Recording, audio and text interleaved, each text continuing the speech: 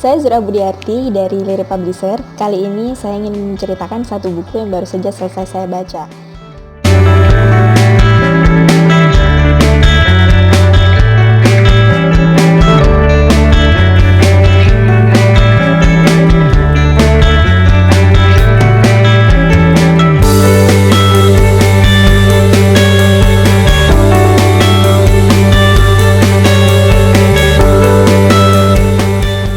Jadi buku ini sebenarnya sudah pernah saya baca beberapa tahun lalu, mungkin sekitar tahun 2011. Jadi waktu itu saya masih di SMA. Dan pertama kali baca buku ini saya membaca yang edisi pertama dengan ilustrasi sampul yang dibuat oleh penulisnya sendiri. Judul bukunya yaitu Bilangan Full yang ditulis oleh Ayu Utami dan diterbitkan oleh penerbit Kepustakaan Populer Gramedia atau KPG. Bukunya sendiri berjenis fiksi, namun muatannya sangat kaya dan kompleks akan isu sosial, isu kebudayaan, dan juga sejarah. Nantinya buku ini juga akan diterbitkan ke dalam 12 seri, meskipun sampai tahun ini masih ada 4 seri yang keluar. Jadi yang kedua judulnya adalah Manjali dan Cakrabirawa, terbit tahun 2010, lalu ada Lalita terbit di tahun 2012, dan yang paling akhir itu adalah Maya, terbit tahun 2013. Bilangan Full sendiri itu diterbitkan tahun 2008, dan 10 tahun setelah diterbitkan, buku ini juga kembali dicetak ulang, tepatnya tahun 2018. KPG sendiri sudah pernah menerbitkan berbagai jenis buku fiksi yang muatannya serius namun enak dibaca, seperti salah satunya buku Bilangan Full ini. Sementara Mbak Ayu Utami sendiri itu sudah menelurkan berbagai novel, salah satunya yang sangat melambungkan namanya yaitu novel Saman. Itu juga diterbitkan oleh KPG. Isinya tentang perjuangan perempuan, keberanian untuk mengungkapkan seksualitas perempuan itu sendiri.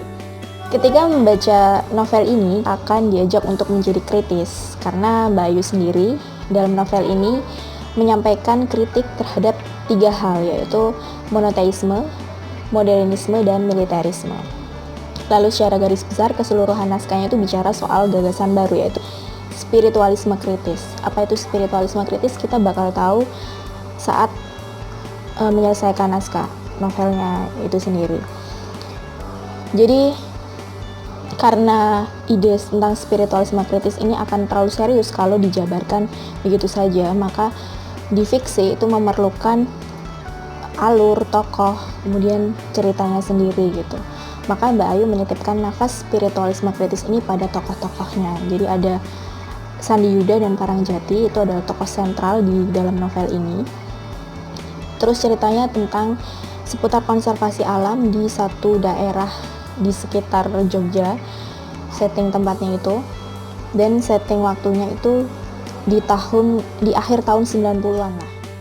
Ceritanya bermula dari karakter Sandi Yuda, seorang pemanjat tebing dari kota yang melakukan ekspedisi pemanjatan ke sebuah desa bernama Sewu Gunung, dan di desa Sewu Gunung ini ada satu cadas atau tebing namanya Watu Gunung, dinamai oleh masyarakat sekitar.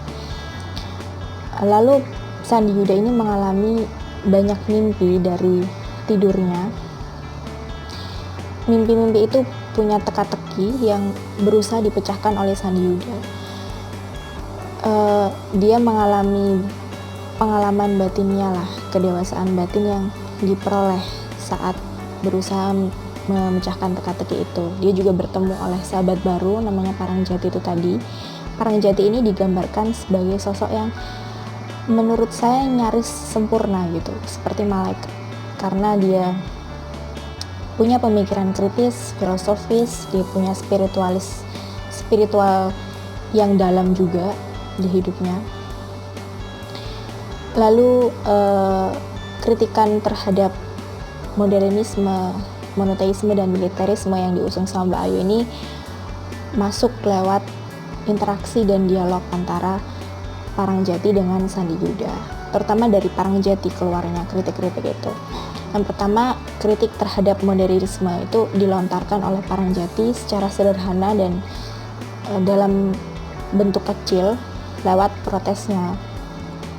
ke Sandi Yuda karena Sandi Yuda ini melakukan pemanjatan dengan cara kotor, atau dia menggunakan alat-alat yang sifatnya merusak struktur alam sendiri gitu. Jati tidak suka itu gitu, karena bagi dia pemanjatan bukan tentang mencapai puncak gunung atau puncak tebing, menguasai gitu kan, seolah-olah mempertontonkan bahwa kita manusia bisa lebih unggul gitu terhadap orang lain atau terhadap diri kita sendiri dengan menaklukkan sesuatu. Di dalam hal ini tuh menaklukkan alam, contohnya menaklukkan si tebing itu sendiri, apalagi dengan cara-cara kekerasan. Dan modernisme atau alat-alat modern itu bisa jadi alat kekerasan itu sendiri. Masih ada beberapa perihal modernisme yang disoroti dalam novel ini. Contohnya ada paradoks dalam diri Yuda, panggilan akrabnya si Sandi Yuda ini, yang dia adalah orang kota atau orang modern, klaimnya seperti itu, tapi sekaligus dia juga membenci gemerlapnya kota dan kepicikan orang kota bagi dia. Jadi dia benci televisi, dia benci listrik, sehingga dia melarikan diri ke kesunyian, dia melarikan diri ke tebing-tebing. Tapi lucunya ketika dia berada di desa gitu, di tempat Watu Gunung ini berada, tempat dia manjat itu tadi, dia justru acuh pada masyarakat setempat, dia nggak peduli gitu. Dan dia juga benci orang desa, ternyata dia benci orang kota, dia juga benci orang desa. Dia menganggap orang desa itu orang-orang konyol yang percaya sama tahayul. Bicara soal tahayul, ini pula yang mengantarkan ke kritik kedua, yaitu kritik terhadap monoteisme. Jadi di sini digambarkan dengan pertengkaran-pertengkaran tokoh Parangjati dengan satu tokoh pemuda desa yang bernama Kupu-Kupu. Kupu-Kupu ini digambarkan sebagai seorang fanatik agama yang dia begitu meniadakan kepercayaan ataupun hal-hal yang sifatnya mistis selain ajaran Tuhan Yang Maha Esa. Jadi dia mengutuk yang namanya mistisme atau kepercayaan terhadap sesajen. Contohnya, si Kupu-Kupu ini bilang bahwa itu adalah kekufuran.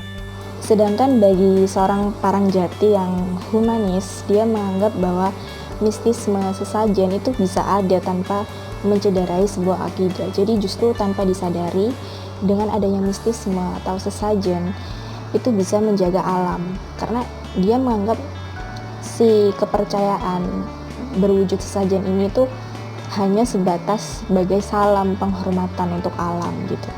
Dan bukan berarti ketika orang ngasih sesajen maka dia menyembah pohon atau menyembah tebing yang diberikan sesajen itu. Tapi dengan adanya itu, maka orang-orang lain yang hormat kepada alam, dia tidak sembarangan gitu berlaku, melakukan pengerusakan, terus melakukan penguasaan terhadap alam itu sendiri. Sayangnya monoteisme yang bertolak belakang dengan mistisme ini itu adalah sebuah keniscayaan gitu, dan monoteisme ini yang dibela oleh si Kupu-Kupu itu justru lebih sering mengajarkan penganut-penganutnya itu untuk melakukan kekerasan gitu, karena dia ingin tegaknya kebenaran yang pasti gitu, kebenaran yang esa dari Tuhan Yang Maha Esa itu, sehingga menabrak gitu ajaran-ajaran yang damai gitu. Harusnya ajaran yang damai, maka itu terjebak gitu dengan doktrin monoteisme yang mengharuskan satu kebenaran saja yang ada gitu.